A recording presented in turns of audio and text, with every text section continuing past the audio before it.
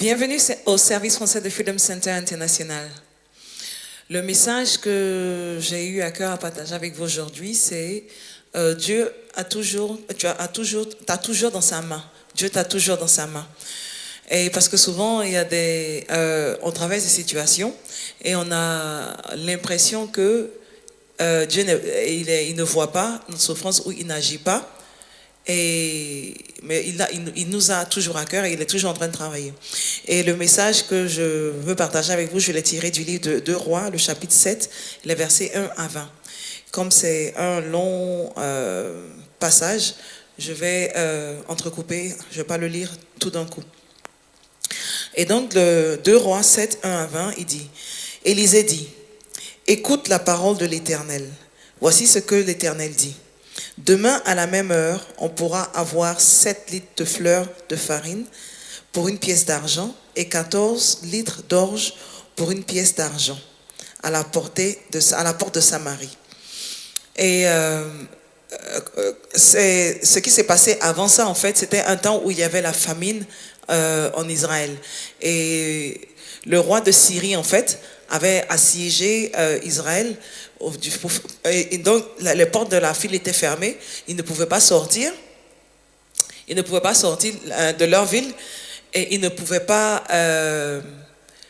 pour aller chercher des vivres et tout, c'est-à-dire personne ne rentre, personne ne sort parce que la ville est assiégée.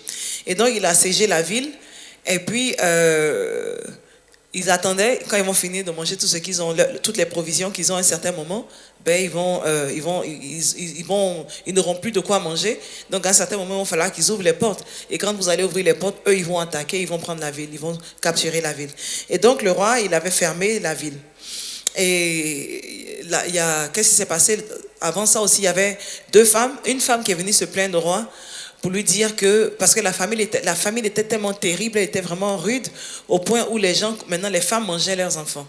Et donc elle dit, avec la femme, avec sa copine, elles ont décidé, elles allaient manger, elle, son enfant aujourd'hui, et demain, ils allaient manger l'autre. Donc ils ont fait cuire son enfant, ils ont mangé hier, et aujourd'hui, la femme a caché son enfant, elle ne veut pas, elle ne sait pas où l'enfant est, donc elle est venue se plaindre devant le roi et tout. Et donc quand le roi a entendu ça, il a déchiré ses vêtements pour dire, mais vraiment, la famine est tellement sévère que au point où maintenant les gens même deviennent des cannibales, ils se mangent entre eux et tout. Et donc, c'est après ça qu'il a demandé à Élisée, dit, mais attends, toi tu es le prophète du roi, à quoi ça sert même de ta voix là? Donc il a envoyé quelqu'un pour aller tuer le prophète du roi parce que ça l'énervait. Et donc, c'est ce qu'il a dit, donc ça commence par dire, Élisée dit, écoute la parole de l'Éternel, parce qu'en fonction de ce qui s'est passé, ce qui se passe dans la ville, il dit, écoute la parole de l'Éternel. Voici ce que dit l'Éternel. Demain, à la même heure, on pourra avoir 7 litres de fleurs de farine pour une pièce d'argent et 14 livres d'orge pour une pièce d'argent à la portée de la ville. Et donc, le verset 2, il dit, l'officier chargé de soutenir le roi répondit à l'homme de Dieu. Même si l'Éternel faisait des fenêtres au ciel, une telle chose ne pourrait se produire. Élisée dit, tu verras de tes yeux, mais tu n'en mangeras pas. Je me dis, il s'est dit, mais attends, ce gars-là, de quoi il parle? Là où maintenant la famine est tellement terrible, les gens sont en train de devenir cannibales. Toi, tu me dis que les gens vont, demain, là, il y aura la farine qui va se vendre à une pièce d'argent, 14 litres de farine, d'orge qui vont se vendre à une pièce d'argent. Est-ce que c'est possible? Et donc, il était convaincu que c'est, il dit, même si la pluie tombe et puis pour que ça pousse, ça ne peut pas se faire d'ici au lendemain, soudainement comme ça, demain, c'est pas possible. Donc, il dit, non, c'est pas possible que ça se fasse. Et donc, le prophète lui a dit, ok, tu vas voir ça de tes yeux, mais tu ne vas pas en profiter. Et donc, le verset 3, il dit, il y avait à l'entrée de la ville 4 lépreux qui se dirent l'un à l'autre, pourquoi rester ici jusqu'à notre mort? Et comme on dit au pays, on dit, le cabri mort, il n'a pas peur du couteau, il est déjà mort. Ils se disent, si on reste, dans le verset 4, il dit, si on envisage d'entrer dans la ville, la famine y règne et nous en mourrons. Mais si nous restons ici, nous mourrons aussi. Allons-nous livrer dans le camp des Syriens? S'ils nous laissent vivre, nous vivrons. Et s'ils nous font mourir, nous mourrons. Parce qu'ils disent, bon, c'est la dernière option qui est là. Hein. On va aller se livrer aux Syriens parce que de l'autre côté, là, il y a la famine. On va chez les Syriens, qui sont l'ennemi. Et puis bon, s'ils nous laissent vivre, ok. Mais quand tu réfléchis, tu te dis, mais je me dis que ce n'est pas par hasard qu'ils ont décidé d'aller chez l'ennemi. Parce que quand tu regardes, Qui veut aller se donner au camp de l'ennemi gratuitement? Et en plus, vous êtes lépreux. Ils ne vont pas vous permettre de rentrer dans la ville pour que vous venez vivre avec eux et les contaminer. Ils ne vont pas. Ils vont vous arrêter, ils vont chercher à vous faire mourir bien avant ça. Mais ils ont décidé d'avancer, ils ont décidé de partir. Et je me dis que ce n'est pas par hasard qu'ils ont décidé de partir, c'était Dieu qui travaillait. C'était le travail de Dieu, mais ils ont décidé de partir pour aller se réfugier chez l'ennemi. Et donc, il dit, ils partirent donc au crépuscule pour se rendre sur le camp des Syriens. Lorsqu'ils arrivaient à l'entrée du camp, il n'y avait personne. Et donc, c'était le même jour où Élisée avait déclaré que le lendemain, à la même heure, ce qui allait se faire, les 14 livres d'orge allaient se vendre pour une pièce d'argent. Et donc, eux, ils se sont levés, c'est-à-dire quand il dit au crépuscule, c'est-à-dire juste avant je dirais au coucher du soleil, mais juste avant qu'il fasse nuit. Et donc, à ce moment-là, ils sont partis au camp des Syriens. Je me dis peut-être qu'ils sont dit, s'il fait un peu sombre, peut-être que s'ils les regardent, ils ne vont pas s'en rendre compte que ce sont des lépreux, mais ils se sont levés à ce moment-là, ils sont partis. Et quand ils sont arrivés, ils ont vu que le camp était personne, il n'y avait personne. Il dit, lorsqu'ils arrivèrent, il vit à l'entrée du camp, il n'y avait personne. Ils se sont dit, ah, il n'y a personne à l'entrée du camp. Il dit, et donc là, le verset 6, il dit, en effet, le Seigneur y avait fait entendre un bruit de chars et de chevaux, et bruit d'une grande armée. Ils s'étaient dit, l'un à l'autre, le roi d'Israël a enrôlé contre nous le roi des Hittites et des Égyptiens pour nous attaquer. Et donc, l'Éternel, il travaillait. À l'insu d'Israël, ils travaillaient. Et donc, ils étaient dans leur camp et puis ils se sont dit, ouh, regarde, il y a une grande armée qui vient se jeter vers nous parce que le roi d'Israël, il a dû envoyer des mercenaires pour venir nous attaquer, les Égyptiens et tout ça, et les Hittites, ils vont venir nous attaquer. Et donc, ils ont décidé, c'est le moment de partir. Il faut s'en débarrasser, il faut quitter ici dès maintenant avant que ces gens-là ne tombent sur nous. Et donc, ils s'étaient levés et ils ont pris la fuite au crépuscule. Au moment où les lépreux avançaient, Dieu a amplifié le bruit de leur part parce que c'est le même crépuscule. Donc, au moment où eux, ils avançaient, l'ennemi, il se dit non, ils entendent les pas d'une grande armée qui arrive et donc ils se sont débarrassés, ils ont fui. Ils ont pris la fuite et ils ont abandonné leur camp. Et donc pendant que eux ils arrivaient, Dieu a amplifié les pas, Dieu les a utilisés, il a amplifié le bruit de leurs pas qui a fait comme si c'était une armée qui venait attaquer l'ennemi, les Syriens. Et donc ils ont pris la fuite. Ils ont pris la fuite et au verset 8, il dit, ils arrivaient à l'entrée du camp, les lépreux pénètrent dans une tente, mangèrent et bu, et ils emportèrent aussi de l'argent, de l'or et des habits qu'ils allèrent cacher. Ils revinrent pénétrer dans une autre tente et ils emportèrent des objets qu'ils allèrent cacher. Et donc, ils sont venus, quand ils sont rentrés dans le camp, ils ont vu, ah, bon, ben, il n'y a personne. Donc, ils sont rentrés dans une tente. Ils regardent dans la tente, il y a de l'or, il y a de l'argent, il y a de la nourriture. Et les Syriens, ils ont fui, ils ont tout laissé, ils ont fui. Et la question que je me suis posée, mais c'est qui vient en guerre, qui vient faire la guerre, et puis sur le champ de combat, là, tu envoies de l'or, tu envoies tes trésors. Tu envoies l'or, tu envoies l'argent, tu envoies tes trésors. Personne ne fait ça. Qui vient faire ça? Et je me dis que ce n'est pas par hasard que quand ils ont quitté leur pays pour venir attaquer Israël, pour venir assiéger la ville, c'était pas pour rien, c'était pas par hasard que ça s'est passé. Dieu travaillait dedans, Dieu travaillait en dessous, mais eux, ils ne savaient pas ce que Dieu faisait. Dieu travaillait parce que quand ils ont quitté leur pays, ils ont pris leur or, leur argent et tout ça là, les objets précieux, les habits précieux et tout ça, et puis ils sont venus et ils ont mis ça sur le camp de bataille. Parce qu'en général, tu ne sais pas si tu vas gagner ou pas, donc tu ne vas pas envoyer tes trésors pour venir combattre. Mais eux, ils ont envoyé leurs trésors pour venir sur le champ de combat, sur le champ de bataille. Ce qui me dit que c'est Dieu qui les a poussés à prendre leurs trésors et envoyer là parce qu'il avait préparé ça pour Israël. Et donc il dit, puis ils se dirent l'un à l'autre, nous n'agissons pas bien. Cette journée est une journée de bonnes nouvelles. Si nous gardons le silence et que nous attendons jusqu'à la lumière du matin, nous en serons punis. Et donc, c'est le même jour, c'était encore dans la nuit, ils se sont dit, bon, tu sais ce qu'on fait là, on va pas garder cette bonne nouvelle-là pour nous. On a mangé à notre faim, et on a gardé aussi des trésors, de l'or, de l'argent, des habits. Bon, allons partager la nouvelle à Israël, parce qu'Israël aussi, ils ont faim. Ils meurent de faim là-bas, la famine est vraiment sévère. Donc, allons partager. Et donc, il dit, venez, allons faire un rapport au palais royal. Donc, ils sont allés se rendre au palais royal pour aller faire ce rapport pour dire au roi, pour dire au roi que, il y a à manger chez les Syriens. Les Syriens ont laissé, il n'y a personne dans le camp. Et donc, si vous avez faim, vous pouvez aller parce qu'il y a à manger là-bas. Et que nous, on est allés, on a mangé et tout ça là qu'on a trouvé, le camp était vide. Et donc, ils arrivent au palais royal, le verset 10, il dit, ils partirent appeler un homme qui gardait la porte de la ville et annoncèrent, parce qu'ils étaient en dehors de la ville. C'est-à-dire, eux, ils n'avaient pas le droit de rentrer dans la ville, ils étaient supposés être dehors parce qu'ils étaient lépreux, ils étaient pas sains, ils étaient malsains, selon la loi d'Israël dans le temps. Et donc, ils étaient supposés, tous ceux qui avaient ce genre de maladie, étaient supposés être dans un camp à l'extérieur de la ville, se retirer des autres. C'est pour ça que je dis, mais si vous-même, vos propres concitoyens ne vous acceptent pas dans votre ville, pourquoi est-ce que vous pensez que les ennemis vont pouvoir vous accepter? Mais c'était Dieu qui travaillait derrière. Et donc, le garde appela un autre garde et qui transmit ce rapport à l'intérieur du palais royal. Et donc, on annonce au roi, ok, voici ce que les lépreux là disent, ils sont partis là-bas et ils ont mangé, voici, le camp, il est vide. Et donc, le roi se leva alors qu'il faisait encore nuit. Et donc, c'est encore dans la nuit, c'est-à-dire, c'était pas encore le matin où l'homme de Dieu a dit, le prophète a dit, à partir de demain matin, vous aurez les 14 livres d'orge pour une pièce d'argent. C'était pas en ce moment-là, c'était encore le même jour. Et donc il dit, il faisait encore nuit et il dit à ses serviteurs, je vais vous dire ce que font les Syriens.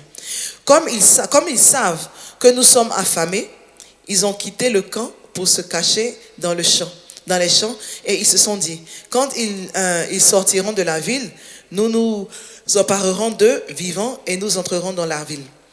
Et donc, Dieu, il fait le travail. Dieu, il a opéré le miracle pour eux.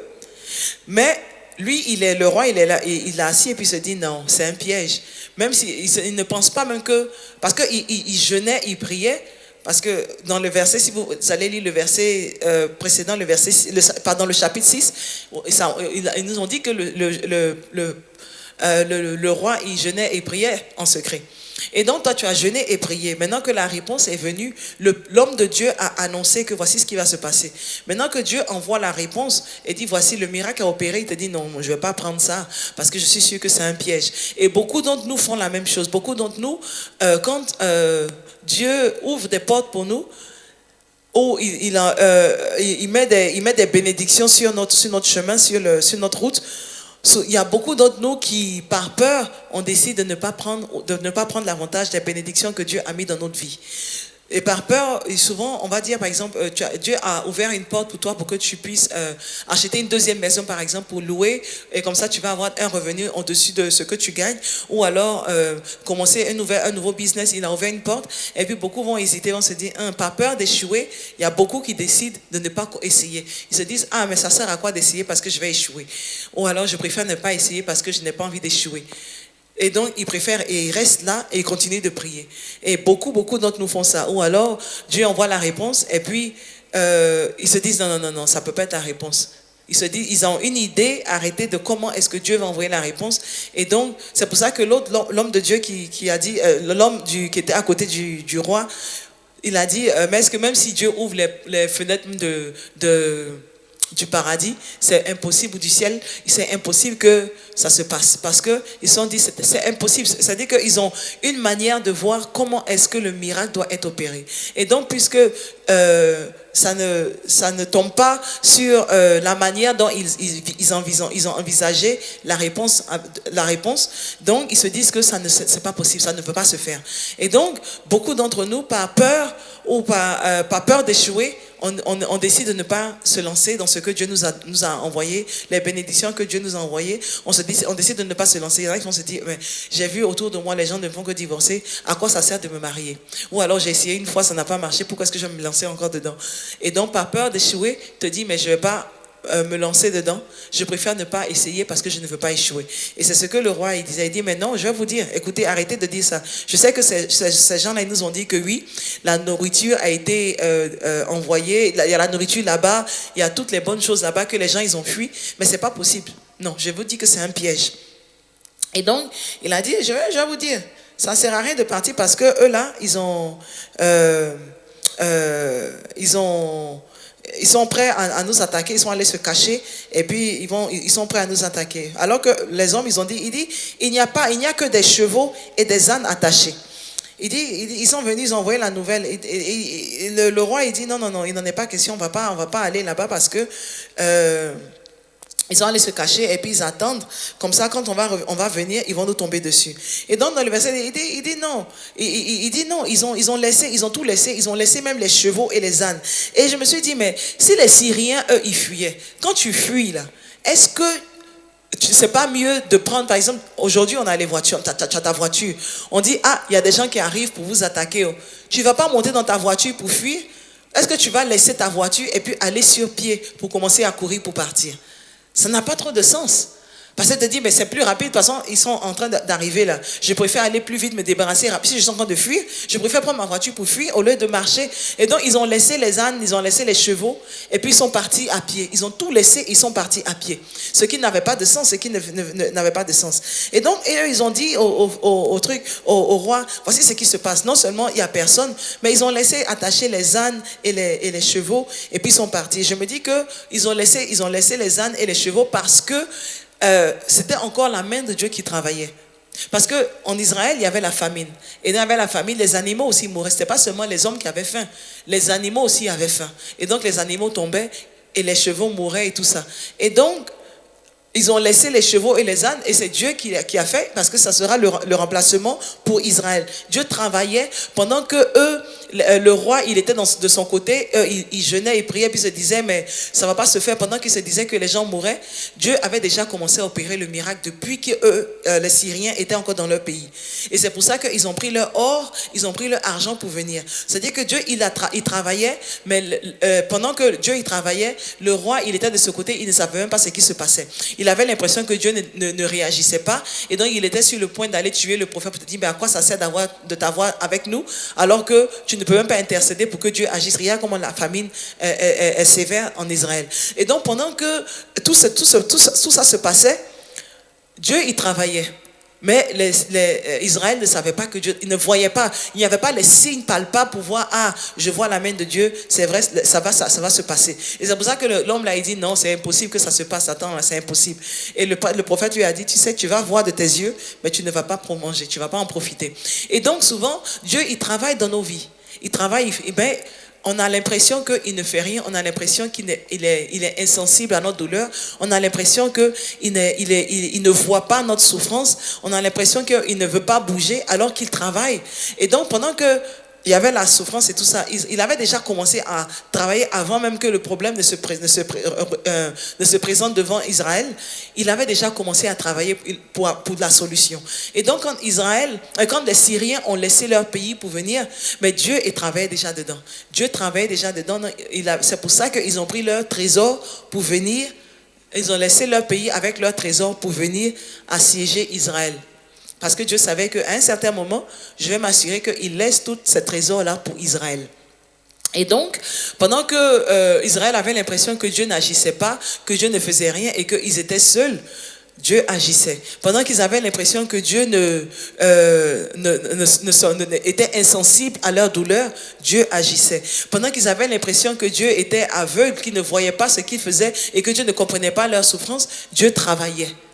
Et c'était à leur insu.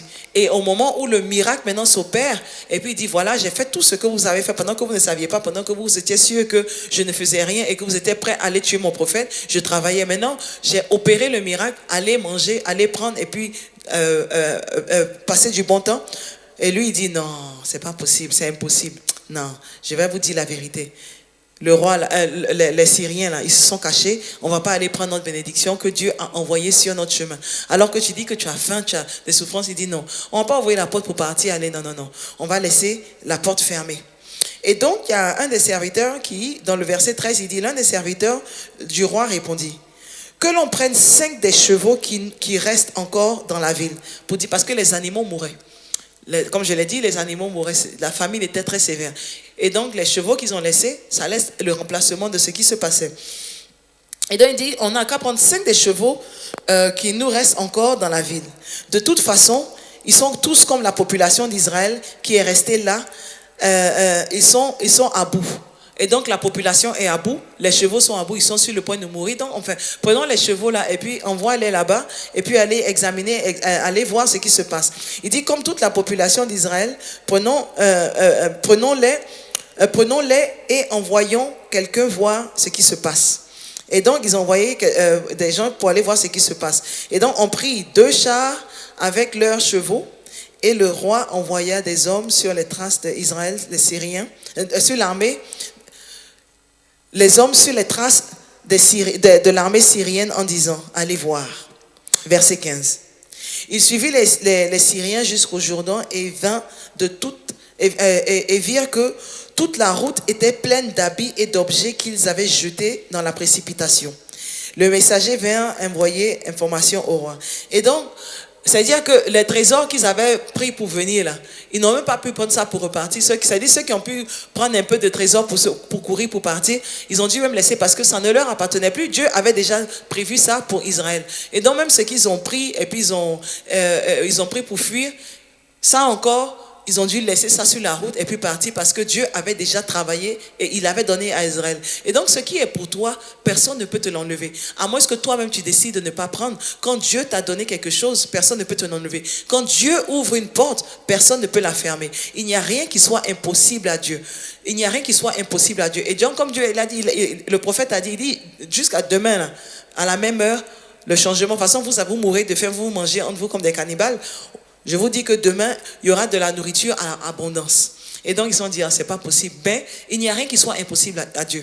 Est-ce qu'il y a quelque chose, comme il a dit dans sa parole, est-ce qu'il y a quelque chose qui soit trop difficile pour lui? Il n'y a rien qui soit trop difficile, il n'y a rien qui soit impossible à Dieu. Et donc, pendant que eux, ils se disaient que non, Dieu les a abandonnés, Dieu y travaillait. Et donc, souvent, on traverse des situations, mais on a l'impression que Dieu ne nous voit pas, mais il te voit. Il t'a dans sa main, il est toujours avec toi. Il ne t'abandonne pas. Et donc, ils sont partis et puis ils ont vu que il y avait les trésors partout sur la route et tout ça. Et donc, le peuple ils ont dit ça, le messager revint et informait le roi. Et donc, ils ont dit au roi, le peuple sortit et pilla le camp des Syriens. Il eut 7 fleurs de farine pour 1 pièce d'argent et 14 litres d'orge pour 1 pièce d'argent, conformément à la parole de l'Éternel. Le roi avait confié la garde de la porte à l'officier qui le soutenait, mais cet officier fut écrasé à la porte par le peuple et il mourut conformément à ce